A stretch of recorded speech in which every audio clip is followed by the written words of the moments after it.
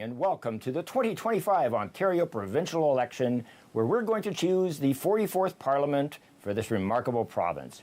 I'm Jonathan Van Bilsen, joined by my co-host Chris Creamer, who's stationed at the Magic Board. Together we'll bring you a wealth of information, some conversations with special guests on topics that matter to us all, fascinating details, and most importantly, the live election results for Durham Region as they come in. This election carries significant weight, having been called unexpectedly due to increasing challenges from our neighbours to the south. Alongside ongoing concerns about healthcare, the economy, and housing, we're now facing a potentially costly and unpredictable situation. Best wishes to all the candidates, regardless of the outcome. Your commitment and effort to make our region and province an exceptional place to live are truly appreciated. We're going to turn over now to Chris Creamer at the Magic Board for a closer look at our ridings. Chris? Thanks, John. This is our Magic Board for this evening. If I touch it, boop. That is the results of the previous election back in 2022. As you can see, a lot of orange up north. That doesn't mean a lot of seats up north for the orange. Mostly blue down here. And if the polls are any indication so far this year, it's going to be a very blue night for the province of Ontario. If I zoom in right here, I can see this is Durham Region as of 2022. Mostly blue with a little spot of orange down there in Oshawa. That's going to be a very important riding that we're watching tonight as the PC and NDP candidates seem to be neck and neck. It's going to be a fun night. We're here for the long haul, Jonathan. I can't wait to see what happens. Excellent. Thanks very much, Chris. We're going to actually start out with a little video that was put together to give you an indication of some historic information about elections in the past. And we're going to follow that with a live shot from the Oshawa riding, because there could be some interesting things happening there. And then we're going to be joined by our special guest, Mr. John Henry, the chair of the region of Durham. So let's start with that video and take a look at some historic aspects of elections. This building behind me, Queen's Park, has been the centre of Ontario's government for more than 130 years. Inside these walls, governments have risen and fallen. Elections have been fought and won, and occasionally called earlier than expected. Tonight, as Ontario once again heads into an election called before it was legally required, we look back at the history of Ontario's government, the times premiers have taken a gamble by calling early elections, and what this moment means for the future of the province. Ontario's first election was held in 1867, the same year Canada became a country. The province's first premier, John Sandfield Macdonald, led a coalition of conservatives and moderate liberals governing at a time before formal political parties dominated the landscape. But even in those early years, elections were fiercely contested, and the decision of when to go to the polls has always been a matter of political strategy. By the late 19th and early 20th century, Ontario's elections had settled into a familiar rhythm. Governments typically serve full terms before going back to the people for a fresh mandate. But as political parties became more organized, leaders began to realize that the timing of an election could be a powerful tool, one that could secure power for years or bring it to a sudden end. One of the first Ontario premiers to successfully use early elections as a political strategy was Mitchell Hepburn. Elected in 1934, Hepburn led the Liberals to a commanding victory during the depths of the Great Depression. 3 years later, he decided to call an early election. Why? Because his party was riding high in the polls, and the opposition was in complete disarray. It was a calculated move, and it worked. He won another majority. But not every early election is called for the same reason. In 1967, John Robarts, the progressive conservative premier, called an election a year early, not to gain a bigger majority, but to secure his legacy before retirement. His government had introduced major education reforms and infrastructure projects, and he wanted to go out on a high note. The result? Another PC majority. Sometimes, though, an early election can backfire. Perhaps the most famous case in Ontario's history was in 1990, when Premier David Peterson made what turned out to be a fatal miscalculation. Peterson had led the Ontario Liberals to a landslide victory in 1987, forming a majority government after working with the NDP in a confidence and supply agreement. But in 1990, just 3 years into his mandate, he saw an opportunity. The polls showed his party was still popular and an election wasn't required for another year. So he rolled the dice. He called an early election, confident Ontarians would give him another term. Instead, voters punished him for what they saw as political opportunism. The Liberals lost badly, and in a stunning upset, Bob Rae's NDP took power. The 1990 election reshaped Ontario's political landscape. The NDP, which had never formed a government in the province, suddenly found itself in charge during a global recession. Meanwhile, Peterson was forced to watch from the sidelines as his gamble cost him everything. The next decade saw even more political upheaval. After the NDP struggled with Ontario's economic downturn, voters turned to the Progressive Conservatives and Mike Harris in 1995. His government, focused on tax cuts and spending reductions, faced heated opposition but managed to win re-election in 1999. Unlike some of his predecessors, Harris waited the full 4 years before calling his second election. And that's the difference. Sometimes early elections work, and sometimes they don't. It all depends on timing, public sentiment, and the issues of the day. And that brings us to today. Doug Ford has now joined the ranks of premiers who have decided not to wait until the legally required date. His government is facing economic uncertainty with proposed U.S. tariffs threatening Ontario's manufacturing sector. By calling an early election, Ford is seeking a fresh mandate to tackle these challenges head-on. But will voters reward him for taking action, or will they see it as an unnecessary gamble? All of these political decisions, successful or not, have played out here at Queen's Park. This building has been the heart of Ontario's government since 1893, standing as a symbol of democracy in action. It has witnessed political triumphs and devastating defeats. It has seen majority governments and minority coalitions, economic booms and recessions, stability and upheaval.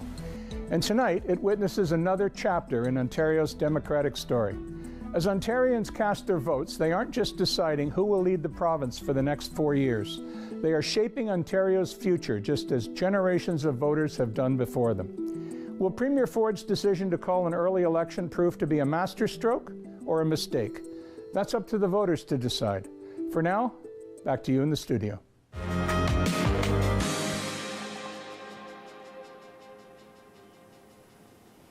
That was a fantastic bit of information, a bit of history there going back quite a while. Some very interesting faces. As I mentioned before, our guest tonight who's in the studio with us is Mr. John Henry, the chair of the region of Durham. And John and Chris, welcome. Yeah, thank you. Chair Henry, thanks for joining us here tonight for election night. It's an exciting night for all of us, all of Durham region, all of Ontario.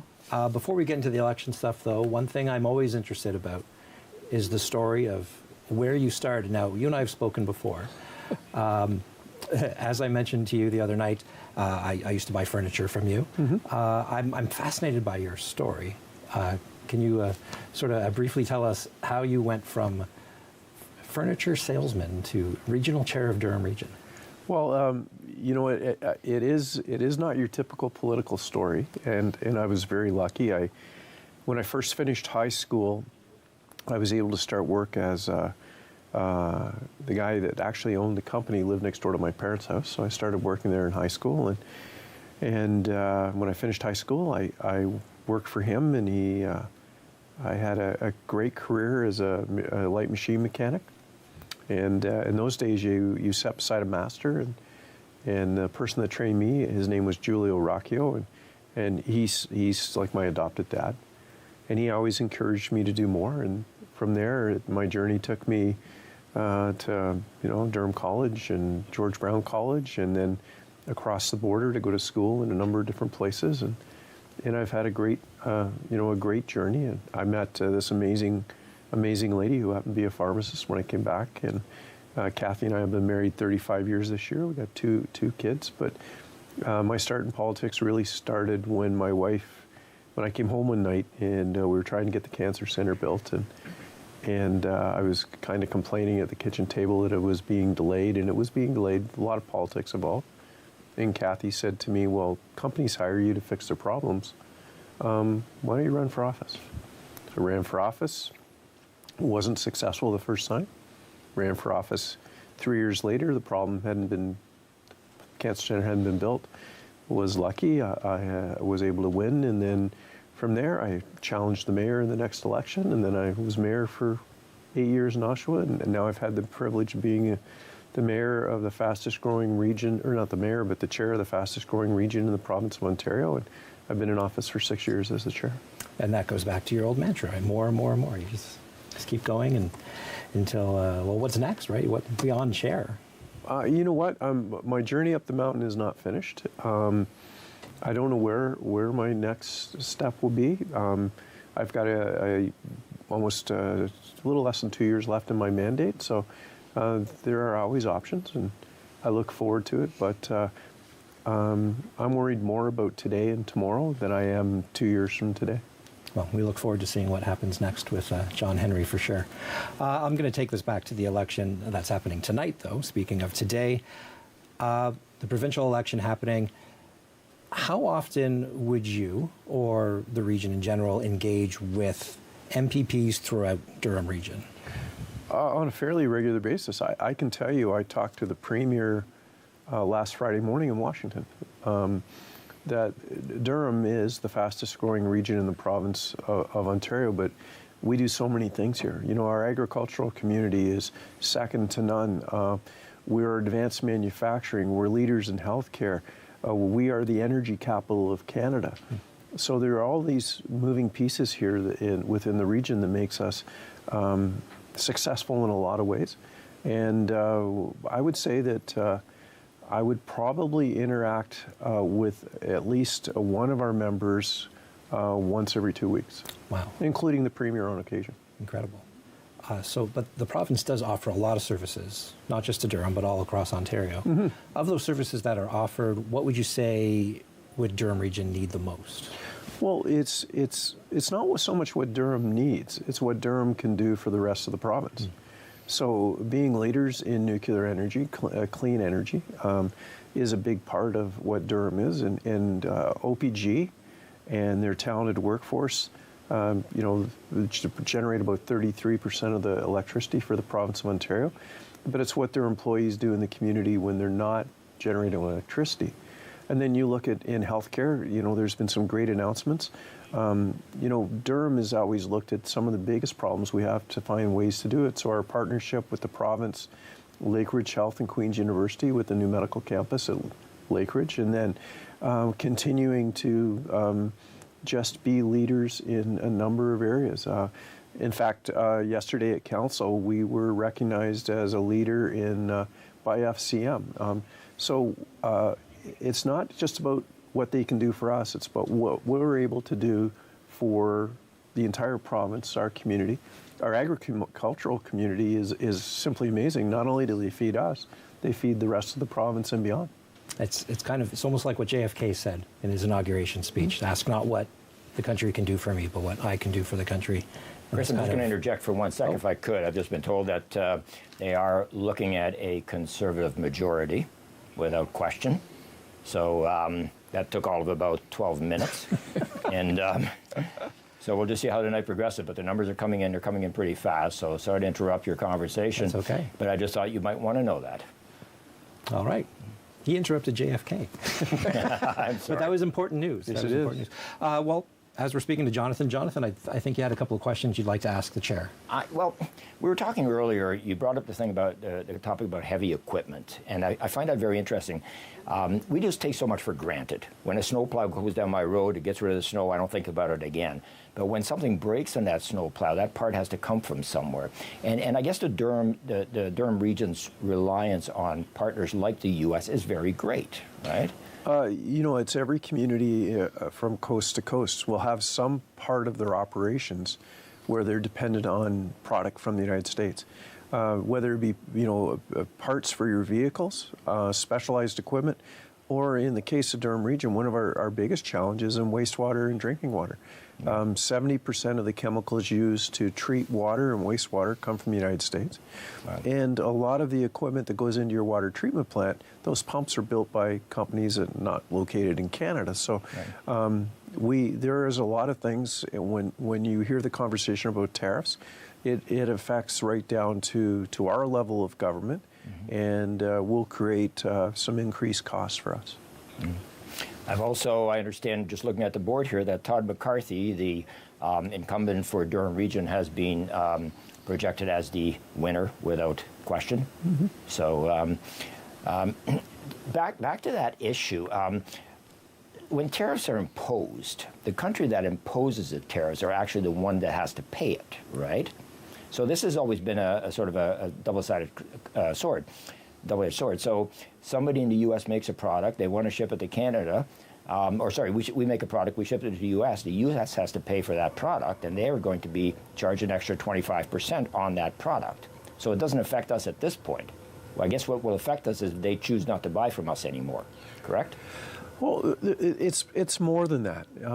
A tariff is like a tax, and the people that pay for it are people like us. It is a tax. It's absolutely a tax. And it's the end user, and it's the people that live in those communities. And what really concerns me is when a conversation happens in one community that affects another community. In today's economy is so intertwined that, a widget made here might travel to the United States to be put into a component that comes back to be assembled in something else. But the people that do that work on both sides are just trying to feed their family and pay their mortgage. So I'm deeply concerned about how it will affect the individual families on both sides of the border. That's always the way, because the 30,000-foot picture doesn't look at that. No. They don't look at that. I've just been told that Lori Scott has also been declared winner in Kawartha Lakes, Halliburton, and Brock. So she's a PC incumbent as well. Mm-hmm. So more information there. So do you have a lot of dealings with the provincial government on issues other than the typical housing, healthcare sort of thing? But are there other issues that people don't realize that you constantly liaise with the provincial government on? It could be an issue that happens in the course of a week where I'll just pick up the phone and call any one of our MPPs and have a personal conversation. We work well together. I have a relationship with all our MPPs, and Durham Region's kind of unique. We have 7 ridings, right. And you just can't look at an individual riding. You have to look at the entire region. So when you're talking about healthcare or nuclear or advanced manufacturing, all of that intertwines because the people that work in those plants, take the truck plant in Oshawa, don't necessarily live in Oshawa. They live throughout the entire region and beyond. So important issues. It's not uncommon for us to schedule a meeting and meet as a group, or I'll just pick up the phone and call whoever we need to talk to about a particular issue. And, like I said a little while ago when we were talking, last week we had a fairly significant issue, and the Premier's really good about giving his phone number. Yeah. So I sent him a text message, and he texted me back. It was before 7 o'clock in the morning last Friday. And I was able to phone him and talk about a very important issue for us here in Durham Region.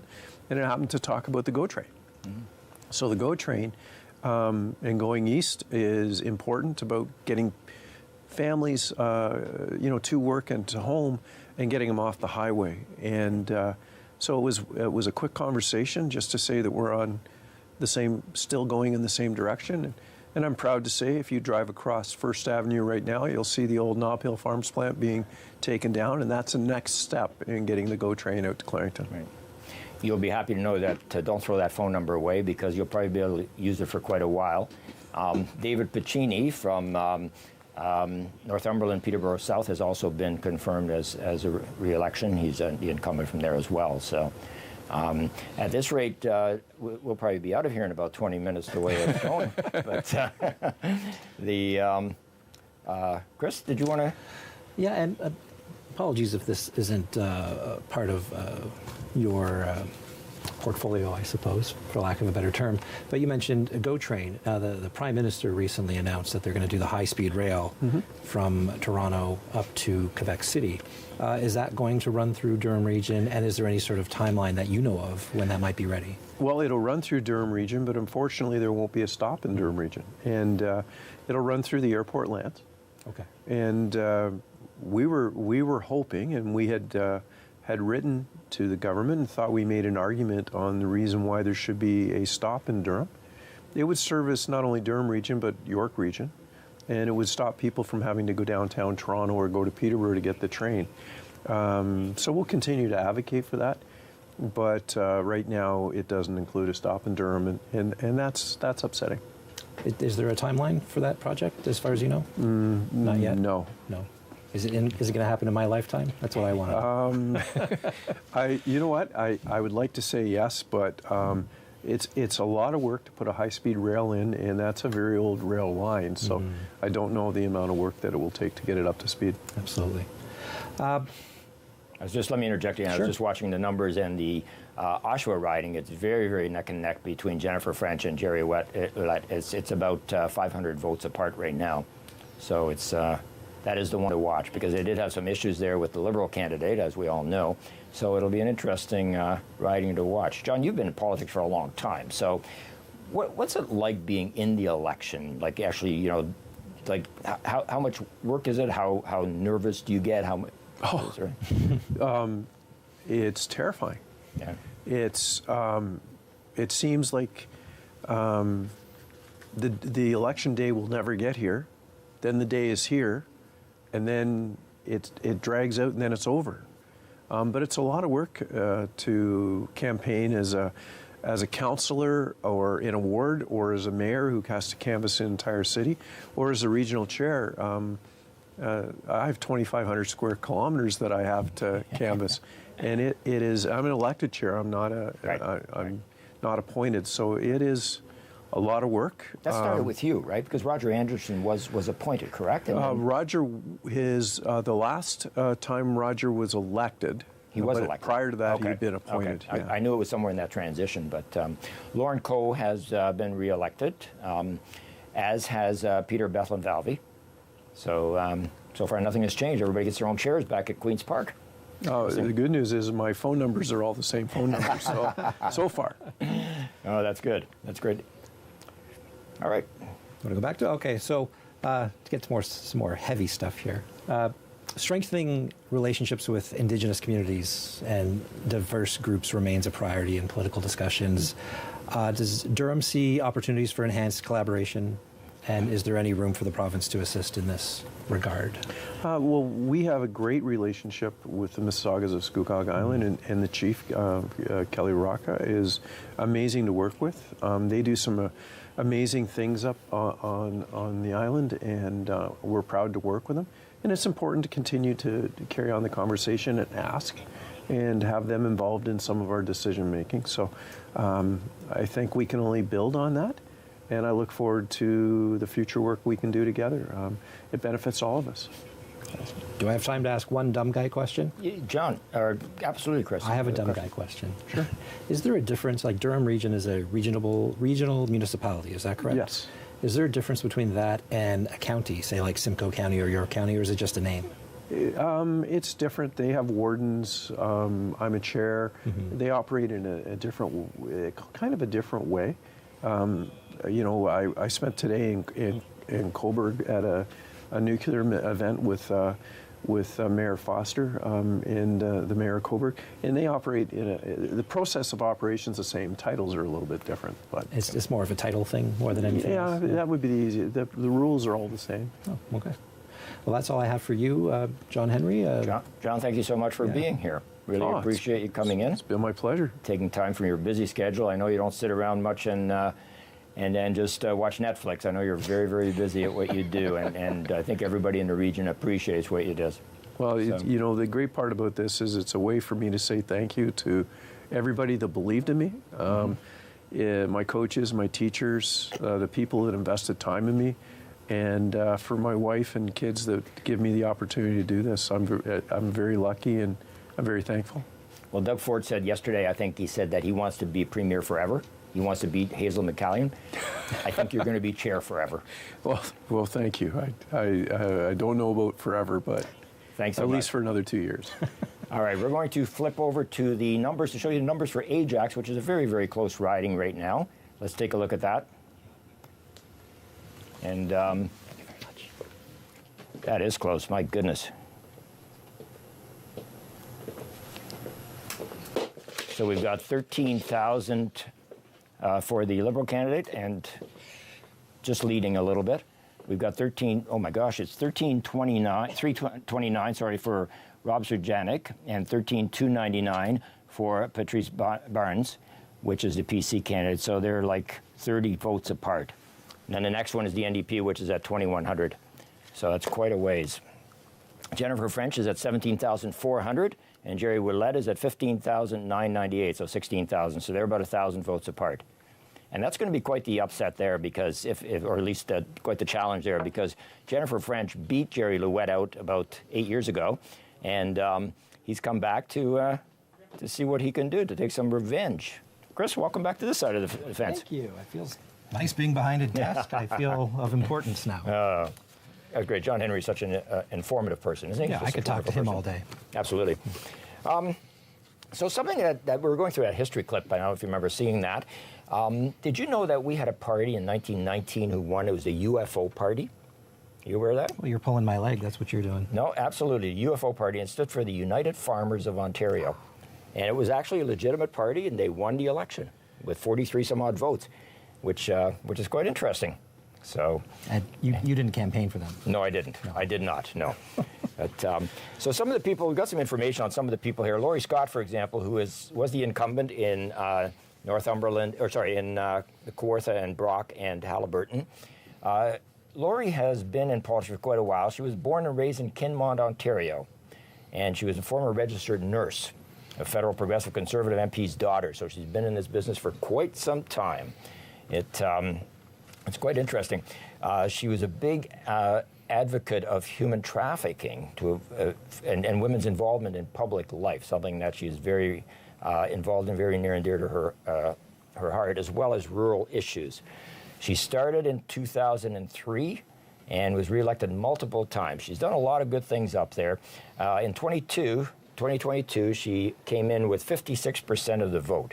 Very strong supporter, as I said, of rural Ontario. So, quite interesting.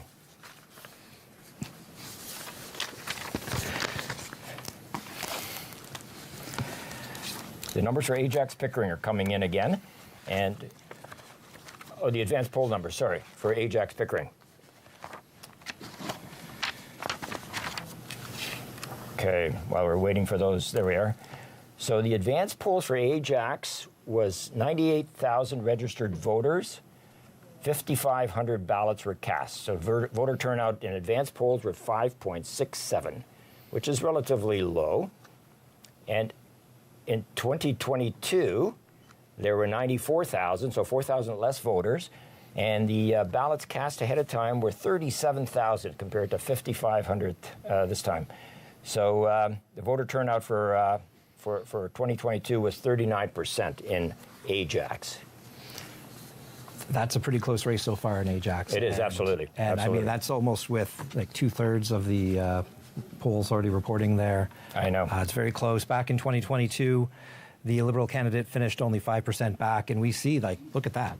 That's 80 votes separating. That's right. You talk about every vote matters here, folks. 80 votes separating first from second over there in Ajax. That's right, absolutely. It is really close in Ajax. It's 300 votes apart right now. So Patrice Barnes is at 13,706, and Bob Sturgenek, who's the Liberal, is now at 13,620. So it's flipped around a bit, where it was he was in the lead before, and now he's not. Okay, so what we're going to do now is we have in our studio, we have a fellow who you may know. His name is Kirk Kemp, and he is the owner of Algoma Orchards, and a large employer and a large organization in Durham. And of course, he has quite a few things to say about himself and about elections in general. So let's take it over to Chris and Kirk. Thanks, John. Kirk, thanks for joining us here today. We're going to talk about Algoma Orchards, which you are the owner of course. It's one of Durham's largest companies. Do you mind sharing a brief overview of what you guys do over there? Sure, thanks, Chris. It's nice to be here tonight. We grow apples in the Newcastle, Beaumont area. We have about 1,500 acres of orchard, and we also buy some apples from other growers around the province. And we package them up for retailers in Ontario and sometimes ship to Western Canada and Eastern Canada. And we also make apple juice. Oh, okay. So that's what we do. Now, you mentioned some of the places you ship these apples to. Do you ever have to move products between Canada and the United States? You know, we're talking a lot about tariffs today. Does that have any effect on you or your business? Well, we actually do ship some apples into the United States, and it's definitely going to be an issue. When it first got announced that the tariffs were supposed to happen a couple days down the road, we loaded 3 trucks one day to get them across the border before the tariff came, but then it got delayed for a month, and so, yeah, it's going to have a negative effect on the apple business in Ontario and Canada. Are you getting the trucks loaded up all ready to go for March 4th coming up? Well, we've been shipping a lot. Yeah. So how might the tariffs affect it, though? Like, is there an actual, like, does it affect labor? Does it affect shipping costs, packaging? It's going to be a multiple faceted effect. You know, we try and source as much local as we can, but there's products that we use to package our fruit in, and other consumables we use that we have to buy from America. So when those tariffs hit, they're going to add cost to what we do. I mean, Canada naturally imports a lot of apples from the United States, and we export a fair number. So there's going to be issues that we're going to have to deal with, and we'll just have to deal with it when it comes. Is there any practical way to address or work through these challenges? Do you have anything ready to go? Yeah, we are shipping a few extra, and we hope that the fact that if there's tariffs there's going to be less apples moving back and forth. So if there's less American apples coming here, more apples will be sold. Canadian apples will be sold in Canadian stores, and we've already seen it. Our sales have gone up in the last couple of weeks because people are starting to focus to buy Canadian. Oh, good. Okay, so that could have a positive effect on. Yeah, I think it's going to wake us up. It's going to be very stressful for a lot of businesses, and nobody looks forward to it. But we're going to have to deal with it, and maybe we should just all work a little harder and show the rest of the world and ourselves how good Canada can be. Amen to that. Jonathan, I think you had a few questions. I'm just curious, Kirk. My understanding, if the U.S. imposes tariffs, then when your apples make it to the border, the U.S. has to pay those tariffs, right? So will Canada, do you think, impose similar tariffs on goods that affect you back and forth? Or is it just going to be that they're going to not buy as many because they're going to be too expensive, they're going to do their own thing? Like, where exactly is it going to affect you?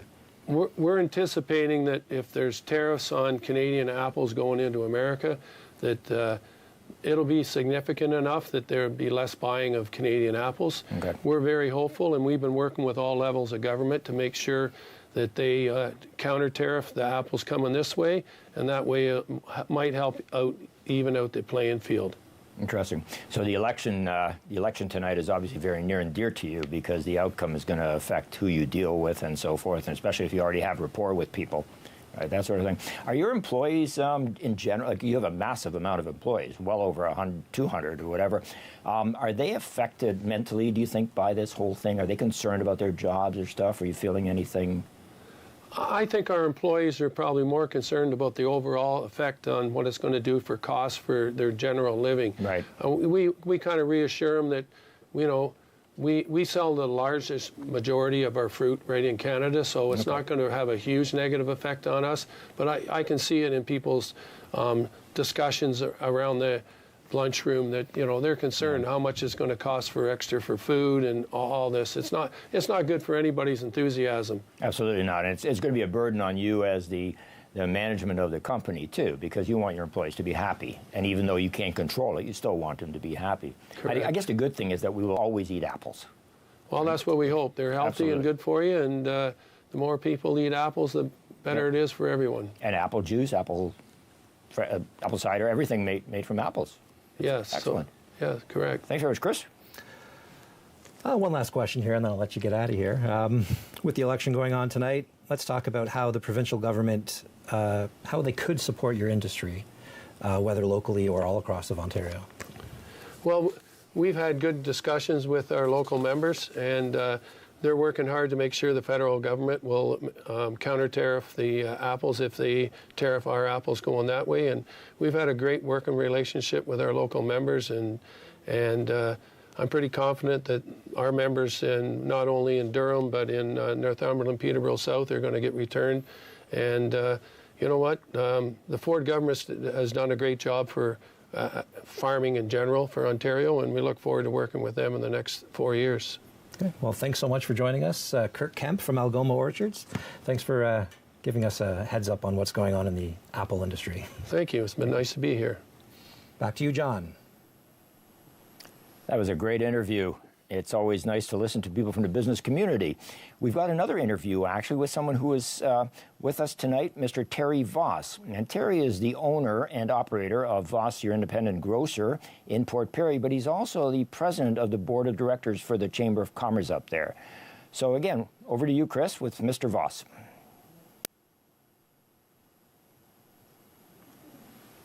No problem. We're going to talk about your role with the Chamber of Commerce. And you know, right now in this election, there's a lot of talk about tariffs, how they're going to affect businesses throughout, you know, not just Canada, but even local businesses as well. Do tariffs have an effect on small local businesses in North Durham or Durham at large?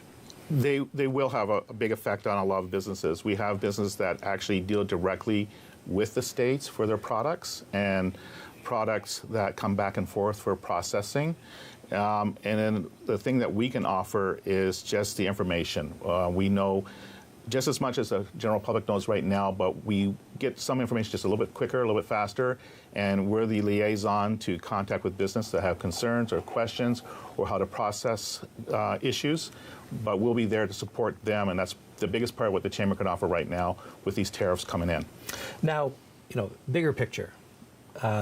Explain, what does the Chamber of Commerce do in general?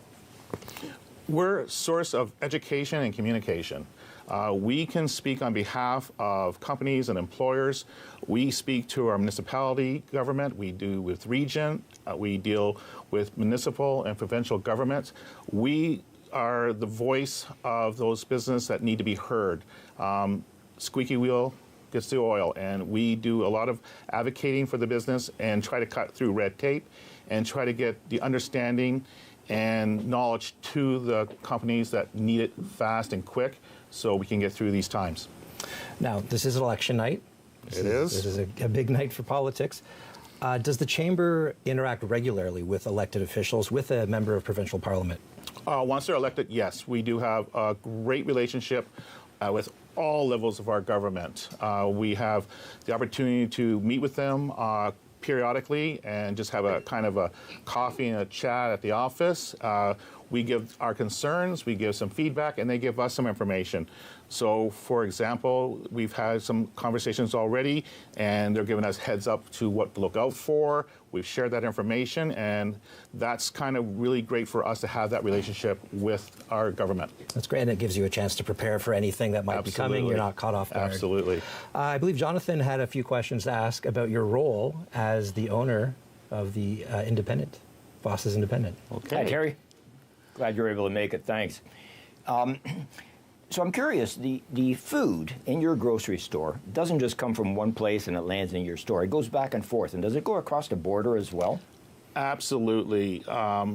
There's product that crosses our border just like an automobile. It goes back and forth constantly. Okay. There could be product that would be harvested in the States, shipped for Canada for processing, could be shipped back to the U.S. for packaging.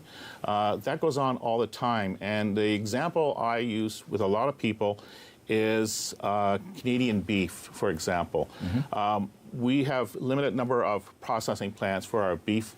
And what happens when the demand comes a little bit higher, we send our beef to the U.S. to be processed and get sent back.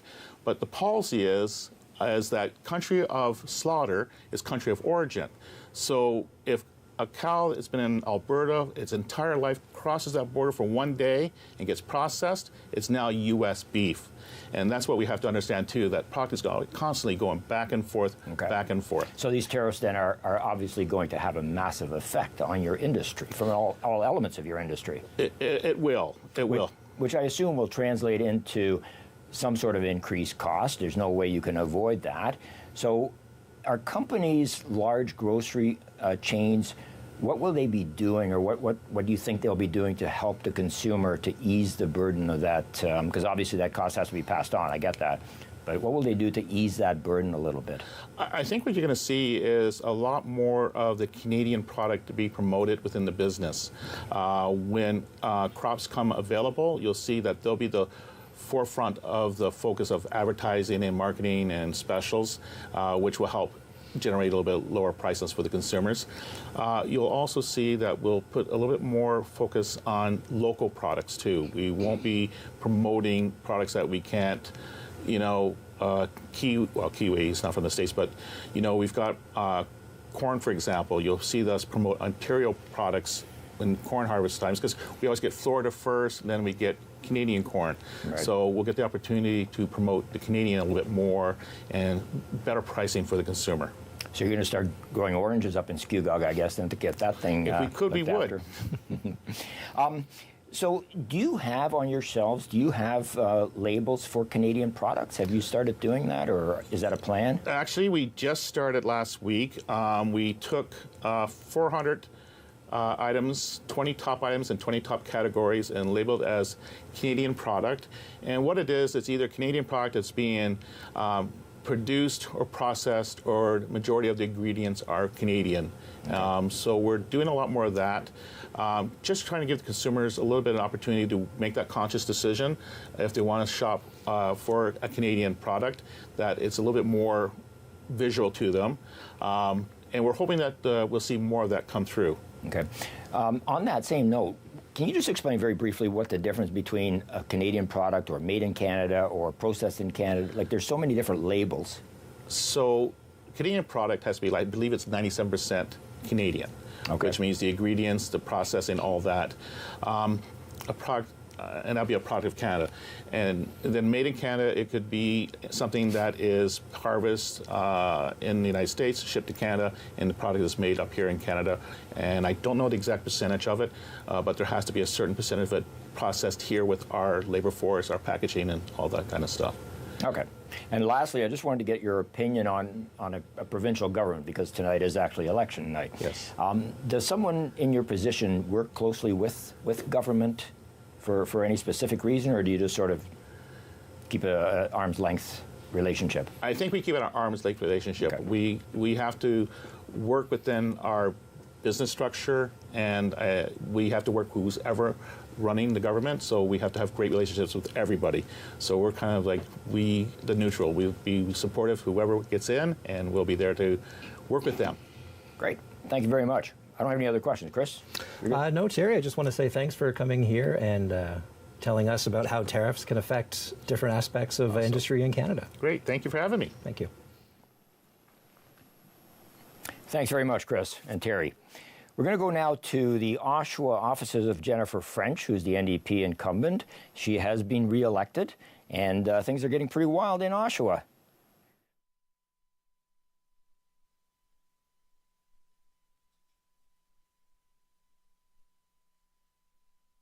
So Jennifer French ran quite the campaign. She was up against Jerry Ouellette, who, as I mentioned before, was in this industry. He had, I think, 3 or 4 elections that he won, and then he more or less retired, took some time off, and now he's come back, and he gave it a pretty good run, but Jennifer beat him out with 19,962 votes.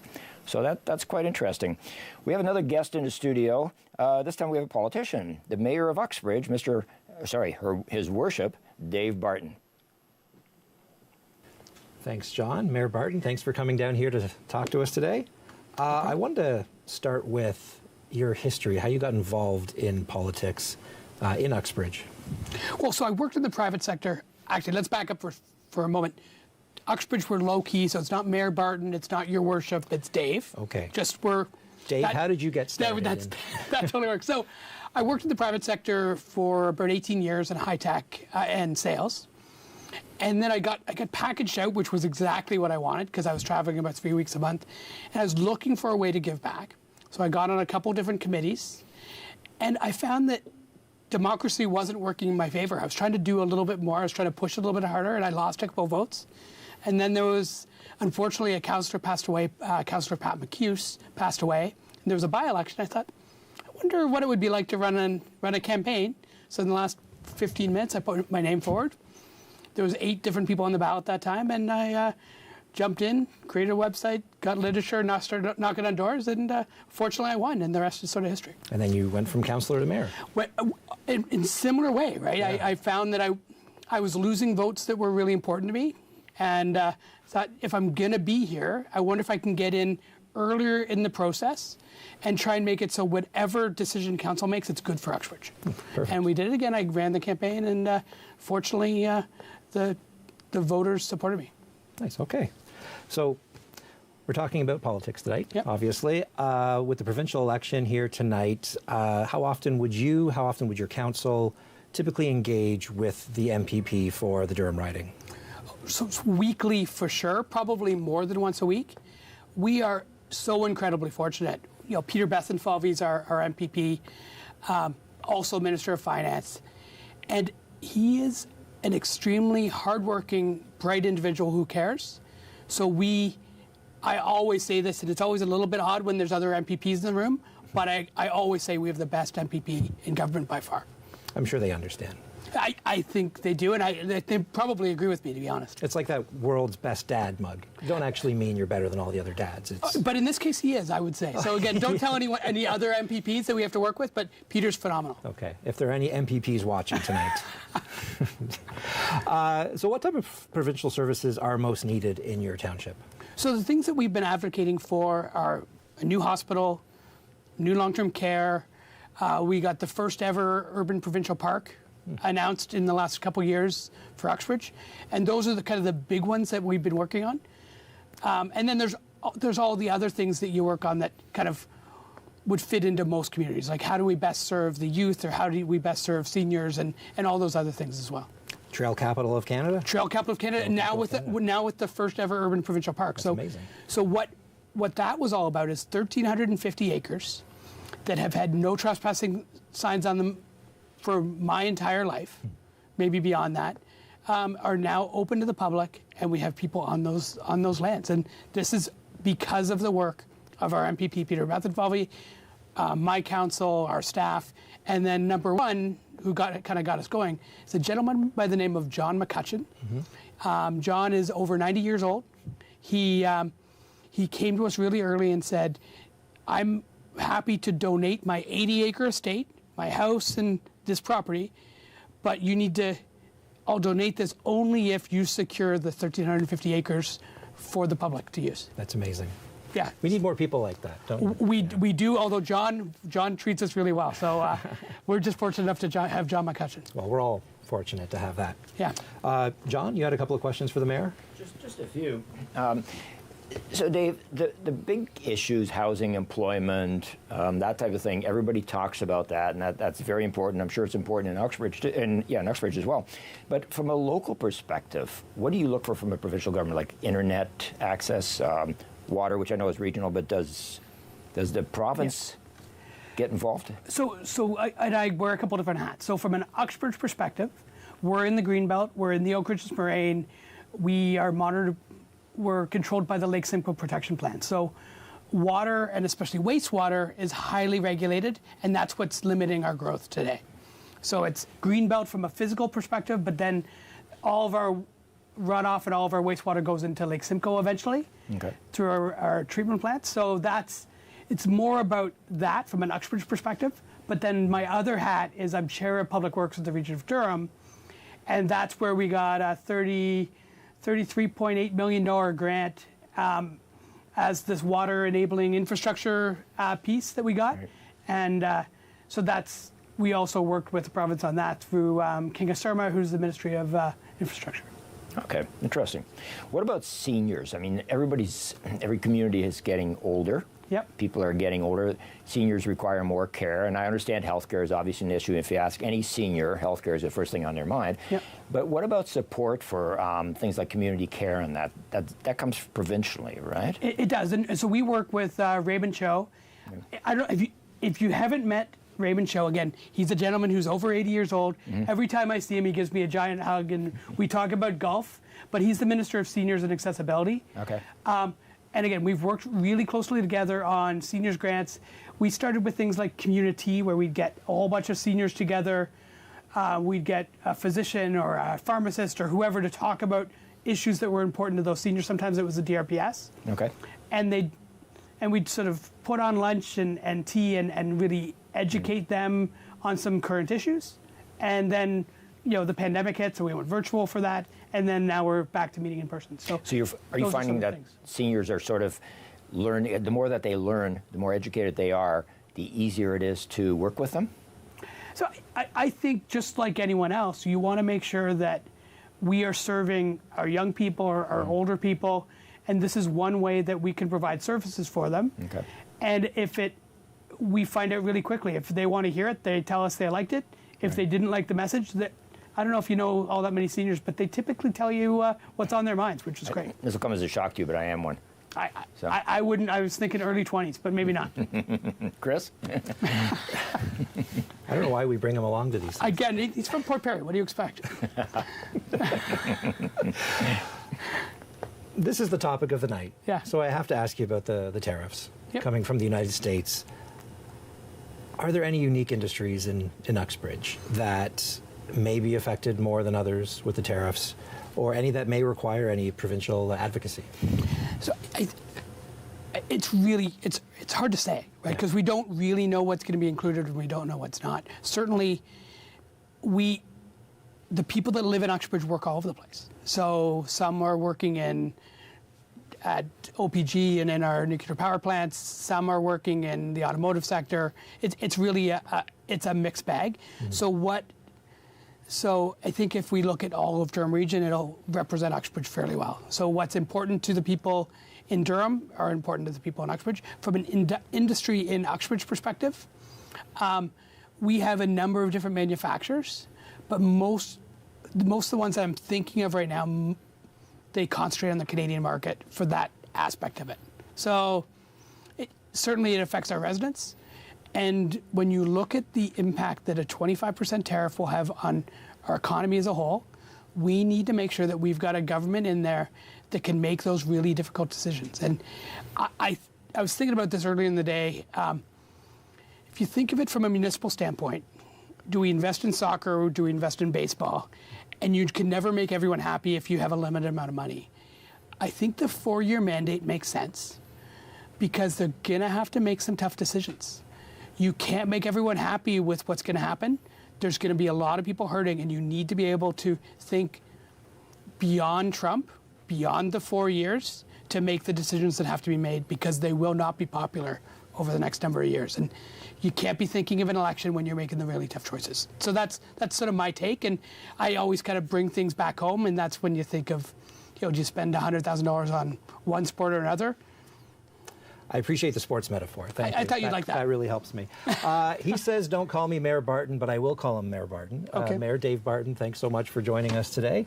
And thanks for telling us about your town and your role. Hey, thank you. Thanks. Back to you, John. Thanks very much, Chris and Mayor Barton. Great camaraderie between Uxbridge and Port Perry constantly. We're also going to listen to the mayor of Scugog in a few minutes. But I did want to point out that there's quite the upset happening in Bonnie Crombie's riding. She is in second place to the Conservative, who is the mother-in-law of Patrick Brown. So that's quite a thing. If that is an upset, and if Bonnie Crombie does not win that riding, it's going to be very difficult to be the leader of the Liberal Party and not have a seat in the House. So we'll watch that one very close. There's about 2,000 votes apart right now between those two candidates. So we'll see how that goes. In the meantime, let's listen to Chris and the mayor of Scugog, Her Worship, Wilma Waton. Thanks, John. Mayor Waton, first, I want to ask you a question about your past involvement in community service. I'm a bit of a history geek, I'm not afraid to say. Okay. The other day, I was browsing through the town's newspaper archives, as one does, and I came across an article from 25 years ago that congratulated you on winning a volunteer award. And I thought, my goodness, Mayor Waton has been involved in this community doing what she does for quite some time. I have. Yeah, actually, I started as a softball coach when I was 18. And I have been involved in some capacity in our community ever since. That's amazing. Yes. It's a very long time, actually. So we'll talk about the election now. So speaking about a provincial election and an MPP, we've had Todd McCarthy representing your riding for 2-3 years now. How often would you or would your council interact with the MPP for Durham? Actually, we have quite a bit of interaction, but that is because the minister Todd, or the minister is, he's very involved in our community. He comes to most events whenever he's available, so we have interaction then. But I, as mayor, would say that he and I meet quarterly, either over coffee or for lunch, sometimes just to chat, sometimes to discuss issues, just whatever the mood of the day is. So we have a very good relationship, I would say, and I'm very proud of what he does for us, and I think partnership is what it's all about. And you endorsed I did McCarthy, endorse I saw that.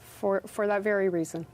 Because he's so connected to the community and makes an effort to be there. And he makes a very big effort to be part of everything. So speaking of that, what type of services would a community like Scugog, or Scugog in particular, require from the province? Well, my first thought is, of course, funding. And we do receive a lot of funding.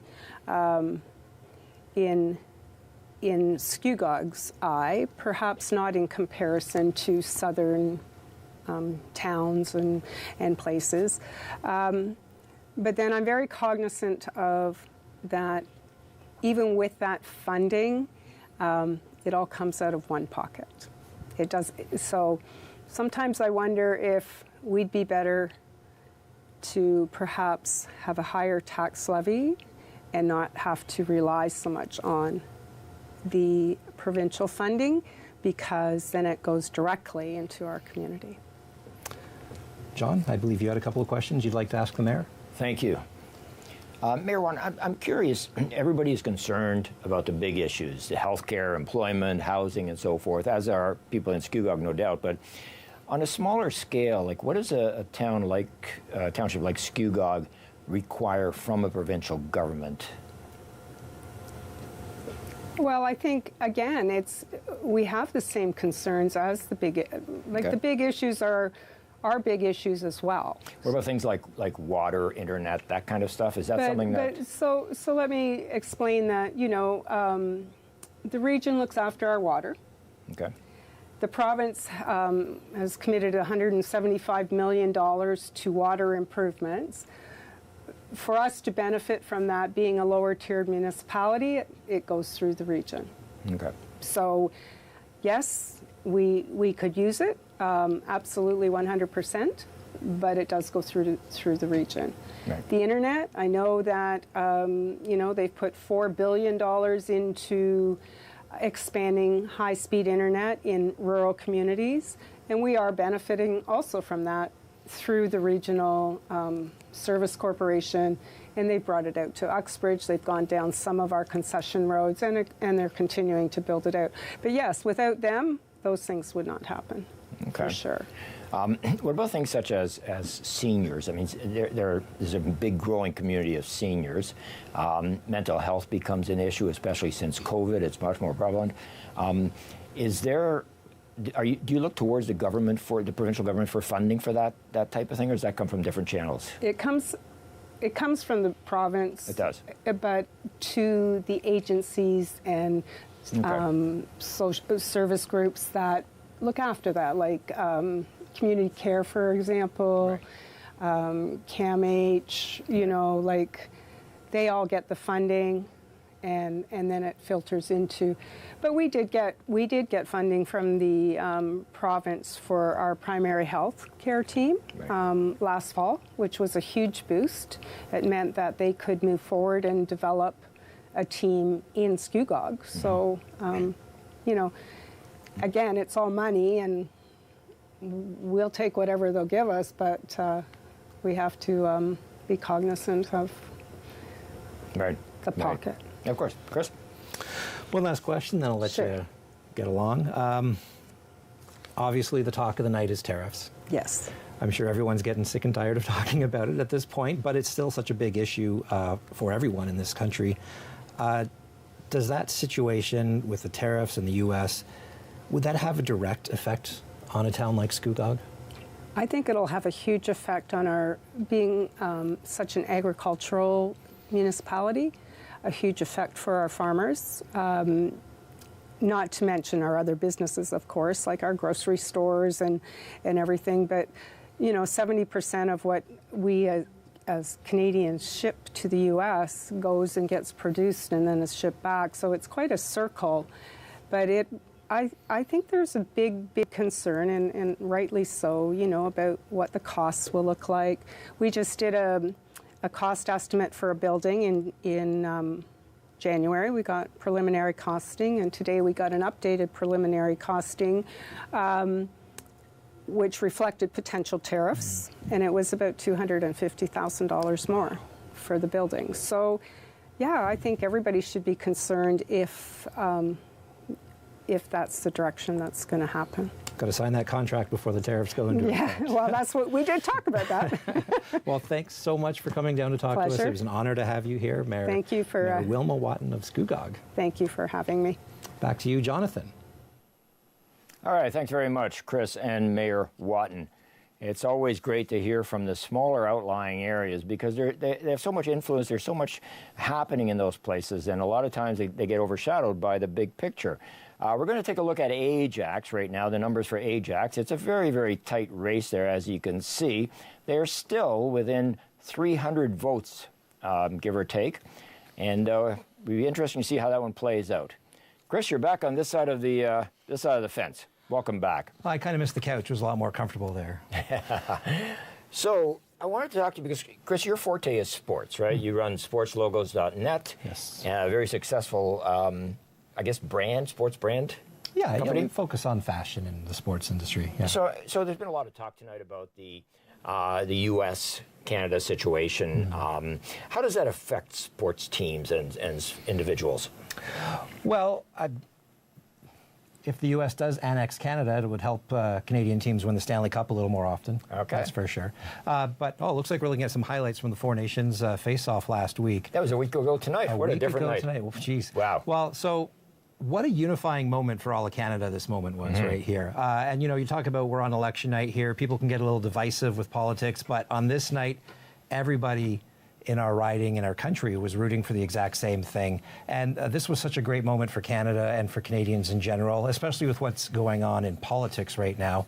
To be honest, I don't think Canada could have handled a loss in this game, right. Losing their national game in the championship to a country, doing what the U.S. and its president has been doing lately. One thing I certainly haven't liked is the national anthems being booed. Of course, but it's disrespectful. It's a little disrespectful. It's on one hand, you're disrespecting the nation. On the other hand, you're asking fans to stand and respect the anthem of a nation, though that is also threatening to annex another nation. So I get that, but I guess you have to look at the fact that it's not the entire country that's doing what they're doing. That's right. There are better like ways to show your disapproval with things than to do that. So, but to go back to your original question, though, about how the effect that would have on the sports industry, or is there an update in Ajax here? I don't believe there's an update. It's just still very, very close. There's 300 votes apart. Incredible. And there's only, 8 ridings to go? It looks like that is. I do know that the best that the PC can hope for in this election is to be exactly the same as they were in the last election, or perhaps a seat or two down. But it's still going to be a major win for the Progressive Conservatives without question. So Patrice Barnes, who is the PC incumbent in Ajax, who's trailing by 300 votes, is an interesting, a lot of history. She was a former public school trustee for the Durham District School Board, and she's been part of the DBHM Madiba Award system. She's a Universal Women's Network Black Women in Leadership Award. So she's taking care of healthcare investments and things like that, youth services, affordable housing, and all kinds of things. Do you have information there, Chris, on Robert Serjanik, the Liberal candidate for Ajax? Well, Robert Serjanik, who looks like he might win this riding. PC has won this riding the last 2 elections here. He's a business consultant, small business owner, used to be a part of the senior leadership team at the Durham District School Board. He has experience in strategic leadership and public relations and education. He's got a degree in political science from York University, an MBA. He likes watching football. I feel like I could. Who doesn't? I could probably enjoy. Maybe watch the Super Bowl with him. I don't know. But it could be a very exciting day in the Surjanic household today. Absolutely, absolutely. It's close. It's close. The numbers haven't changed much. So, and I haven't had an update on the Bonnie Crombie situation in Mississauga either. As soon as we get that, we'll certainly. Oh, there we go. And there it is. Look at that. There it was.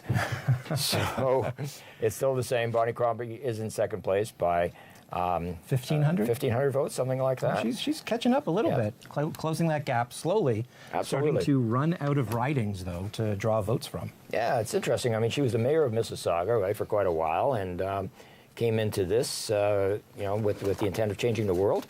And we'll see what happens there. It'll be interesting. I also have not heard on how Doug Ford is doing in his riding. I would assume that he's doing okay there. We're waiting for updates on that as well. We haven't heard from Merritt Stiles as well. That's right. What's That's happening right. over there? Yeah. David Piccini has taken the lead and has been called in Northumberland, Peterborough South. And he's the incumbent. He's the Minister of Labour, actually, along with Immigration and Training and Skills Development. He was elected first in 2018, which is quite a while. So he's certainly got his feet wet in politics. He grew up in Port Hope, just east of this area of Oshawa. His father's an architect. His mother worked as an educator at Trinity College. His grandfather was born on a farm in Udine in northern Italy. And he immigrated to Canada. And David was very, very active in the soccer industry. He worked, he played soccer, and he worked in a deli. That was his first job. I think that's great, for an Italian grocery store. So he's got quite some history, some diverse history. He joined the political scene in 2011 when he became the executive assistant to the Conservative MP, Ed Fast. So a little bit there about the person who has won the seat, re-elected the seat in Northumberland, Peterborough South. Do you have information on Bonnie Crombie? Bonnie Crombie, who's suddenly in danger of losing not only the election, but her seat in Queen's Park. Who would have thought that would happen? Bonnie Crombie, you mentioned before, she was mayor of Mississauga, took over for Hazel McCallion, who was mayor in Mississauga for, 30, 40 years. She was mayor there for 10 years, took over the leadership of the Ontario Liberal Party at the end of 2023. This was her first election leading the party, and the polls showed that she had a very decent chance, her party anyways, of finishing second, becoming the official opposition. But as you can see the numbers at the bottom of your screen there, the Liberal Party only with 14 seats so far. That is an increase over what they had in 2022 when they finished with 8. But 14, that's not going to do it. That's not going to win you official opposition status. Whereas the NDP, they were polling way behind the Liberal Party, maybe 18% I was seeing, whereas the Liberals were around 29, 30%. But there they are, right? 12 more seats so far projected for the NDP party, and looks like they might be ready to form the official opposition once again. It looks like very little is changing, actually. A little bit of information on Peter Bethlen-Falvey, who is the incumbent and has won again in Pickering Uxbridge. And Peter has been the finance minister now since 2018, which is quite a while. His background is actually in finance. He was the president of the Treasury Board and has a lot of experience in business and in finance. Looks like Doug Ford has certainly taken the lead, 13,000 votes to his counterpart from the Liberal Party at 6,000 votes. I don't think that was much of a question. I don't think too many people were wondering if that was going to change or not. So he will certainly be here for another 4 years. And as he said yesterday, for the rest of his life. He hopes. Yeah, no kidding. So just back to, let me finish up with Peter Bethlen-Falvey, who, as I mentioned, was in the finance industry, president of the Treasury Board, and also focusing on physical sustainability, a lot on healthcare, infrastructure, and economic recovery. He was elected in 2018, re-elected in 22, and re-elected in 2025. So that is Peter Bethlen-Falvey. A lot of interesting people running here, and I said earlier when we started tonight that my congratulations go out to everybody who has decided to pick up the gauntlet and run for an office. It's a very selfless thing to do. It's not an easy thing to do.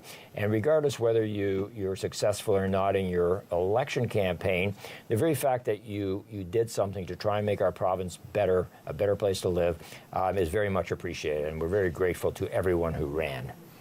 And it can't be easy to run either, especially with, dealing with social media and some of the backlash you get, just the scrutiny. Absolutely.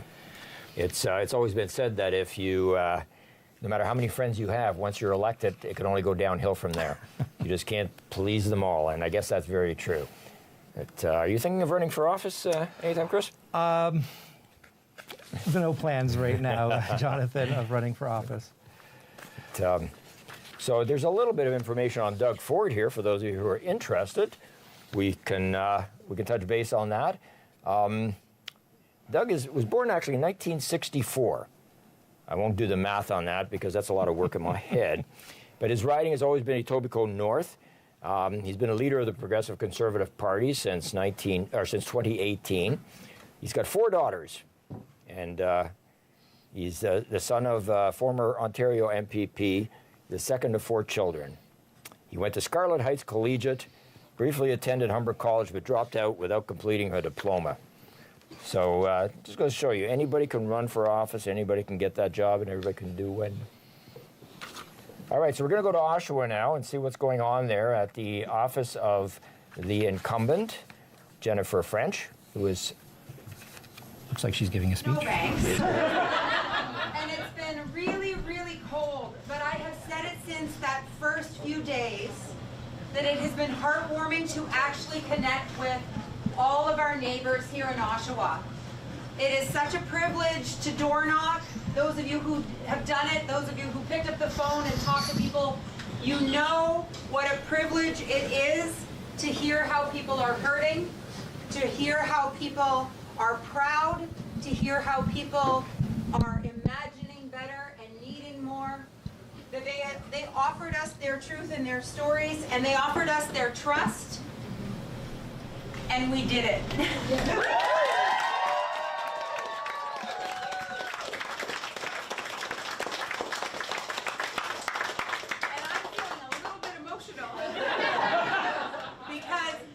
Because it is very nerve-wracking, because there's always so much at stake when it comes to provincial politics. And you know that, I know that, but so do the people in this community.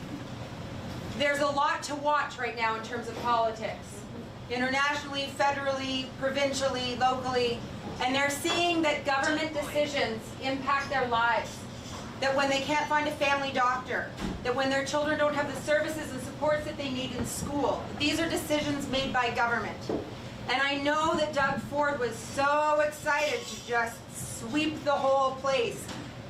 He would love nothing more than to not have me, and not have Mart, and not have all of the strong New Democrats that have stood against him and stood up for Ontarians. He would love for us not to be going back, but we are.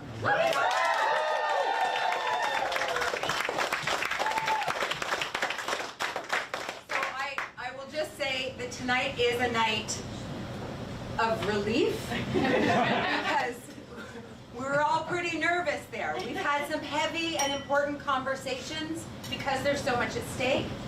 And I was very nervous to imagine that we wouldn't be able to continue to do the work here in this community alongside our neighbors, for our neighbors.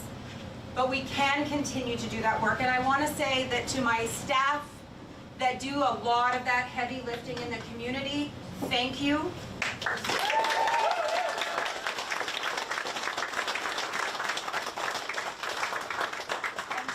all of the volunteers. I know that a lot of you were out door knocking and some of you had to babysit, keep me company. But there were just so many people when I went into the office. There were people that I was meeting for the first time who found their way to our office to help with data entry, to be on the phones, to come in assembling signs. We had students, we had seniors, we had everybody in between, new friends, old friends. It really was remarkable. And as I've been told, this was the biggest campaign for volunteers that we've had. And so this is the fourth election that we have won together here in Oshawa for the NDP, and I'm so...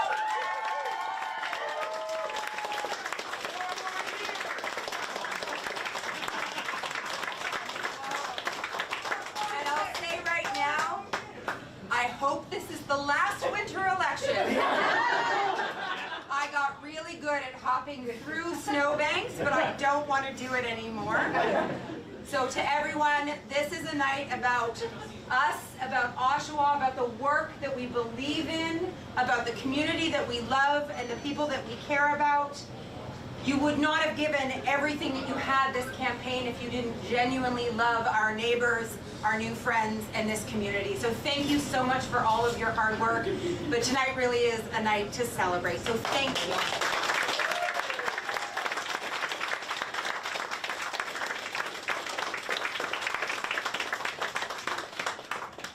And with that, go celebrate.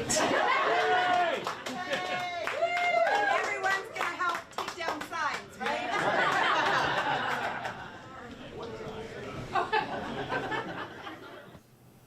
All right. Well, that was quite a happy person, Jennifer French in Oshawa. Congratulations to Jennifer. So I'm just looking at the numbers at the bottom of the screen, which you can see. The NDP are at 25 votes. Now, where were they in the last election, Chris?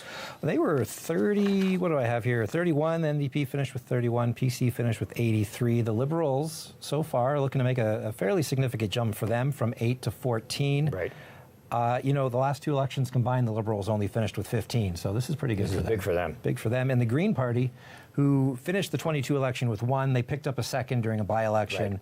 This will be the first time, as far as I know, that they will end an election with multiple seats won. Right. And then we also have an independent, of course. Yes. So it's very interesting. The numbers are very interesting.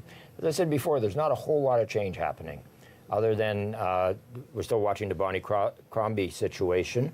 In her riding, she's still behind by about 1,500 votes now. So that doesn't look very good.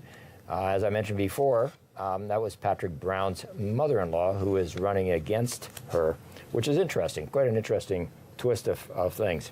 Makes for an interesting holiday dinner. You think? Yeah. Yeah, absolutely. You had some information on Merritt Stiles, Merritt right? Stiles, yes, leader of the NDP, leader of the opposition in Queen's Park. She has won her riding in Davenport, which is downtown Toronto, you know, almost tripling her opposition there from the Liberal Party. Quite the difference from what we're seeing from Bonnie Crombie in Mississauga. Merritt Stiles, actually born in Newfoundland back in 1969, been leader of the Ontario NDP and official opposition leader since February of 23. This is, just like Bonnie, her first election as leader. She was raised on an organic farm in Newfoundland, where her parents were American immigrants. No, really? Believe it or not, yeah. Her father was a professor and an energy conservation consultant. She earned a Bachelor of Arts in Political Science from Carleton University and first became involved in politics in 1990, canvassing for a local MPP. She also served on the Toronto District School Board, and she was president of the federal NDP party for a while before she decided to step into the provincial ring and win the leadership role back in February 2023. So congratulations to Merritt Stiles, who it appears will be the leader of the official opposition once again after tonight. That's right. It certainly looks that way. She has been confirmed, so that's not going to change. No. Still sitting on the same side of the fence, but that's there's the way it Ajax is. there. Ajax numbers are still very, very close, still 300 apart. The Liberals are in the lead. Rob Serjanik is beating Patrice Barnes by about, as I said, 300 votes, 350 votes. Quite interesting. Only 3 ridings remaining there in Ajax 2 to report. That's right. So it's going to be a tough one to call. Starting to run out of time. We'll see. We'll see how it goes. The incumbent for the region of Durham, for Durham Centre actually, is Todd McCarthy, who is back in with a major victory. Congratulations, Mr. McCarthy. For those of you who don't know, Todd McCarthy was actually a partner in the law firm of Flaherty McCarthy with Jim Flaherty, who was the finance minister way back when. And Mr. McCarthy was a lawyer, obviously, at that firm. His key focus now is on Service Ontario as well as consumer and protection laws, AI policy, which is an up-and-coming thing. It's a really, really important element now of politics because artificial intelligence is starting to show up everywhere, and in areas such as social media, as far as election fraud and so forth. So it's an area that's got to be guarded very, very closely. It's very important to us. And Mr. McCarthy was specialized in insurance law. He won an insurance law award back in 2021, and he's very, very passionate about what he does. He loves being in this political arena. And the way he's going, the way his career path has been going, it looks like he's going to be in it for quite a while. So congratulations to Mr. McCarthy for the win in Durham. Yeah, and, I'm sure it's a happy day in the McCarthy household. His wife, Kathy, must be celebrating right now. I would think so. I've also got some information on Lauren Coe. Lauren Coe has sort of been around forever, for those of you who know the Whitby situation. He was elected in 2016, and he hasn't turned back. He hasn't stopped since. Before that, Mr. Coe was on the Whitby Town Council, and then he went to the Durham Regional Council for 13 years, which is quite a while. He won this election today by 4,000 votes over his closest rival, Roger Gordon, and he has had some very senior roles in the private sector and in government. He was chief whip for the government from 2018 to 2022, and parliamentary assistant to the premier from 2022 until a month ago when the election was called. So let's go take a look at Mississauga now and see what's happening there.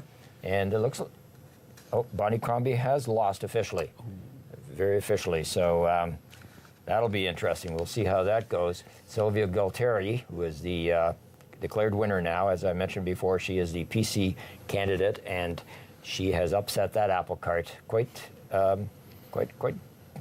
big. It'll be interesting to see what Bonnie Crombie does after this. I know. Does she remain as leader, or? Well, maybe she can go back to being mayor of Mississauga. I'm not sure how someone else has the job. So congratulations to Lauren Coe, as I mentioned earlier. He's done very well. He continues to do very well. He's also very, very involved in the Whitby General Hospital, the Whitby Chamber of Commerce, and the Rotary Club in Whitby. So it's nice to see people who put so much of their time into volunteering at these fantastic venues that need help so badly. All right. Do we have an update in Ajax yet? That's the big race. Ajax is close. Yeah, Ajax is very close. Very close. There it is right there. Sir Janik still in the lead. Oh, we've switched to Devonport. It looks like Sir Janik, though, still in the lead with about 300. And looks like we're not getting any more ridings reporting right now. It's still too close to call. In the 2022 election, the PC candidate, who is the incumbent running now, Patrice Barnes, she won by 2,000 votes. So the Liberal Party making up a big amount of ground tonight. Back in 2018, the Liberals finished in third when the late Joe Dixon, who had been the incumbent in Ajax-Pickering for so many years, was part of that big defeat the Liberals had in 2018 when Doug Ford came in and took over the province. This is a big gain for the Liberal Party in the Ajax riding. I certainly didn't see them winning Ajax tonight. I don't know about you, Jonathan. The jury's still out, but no, absolutely not. Absolutely not. You're right. It is too close to call. I shouldn't be making any premature statements there, but they're doing a lot better than I thought they were going to do. Absolutely, without question. It's interesting. I'm not sure what the rules and regulations are as far as Bonnie Crombie, but I guess the Liberals will have to think about a new leader, which is interesting because federally they're doing the same thing. So it's going to be one of those years that'll go down into history books. They could have leadership elections at the same time. Be very efficient. You're right. Absolutely. Absolutely, without question. So the numbers are still coming in, but I think you know everything that's going on. We're certainly up to date on this. Lauren Coe, as I mentioned before, has won in Whitby, and Ajax is still... It's very close. Yeah, it's still close to that. You and I are going to have to come up with some banter for some time until these Ajax numbers start coming up. Okay. Okay, so we're going to take a break, and We'll be back with you shortly.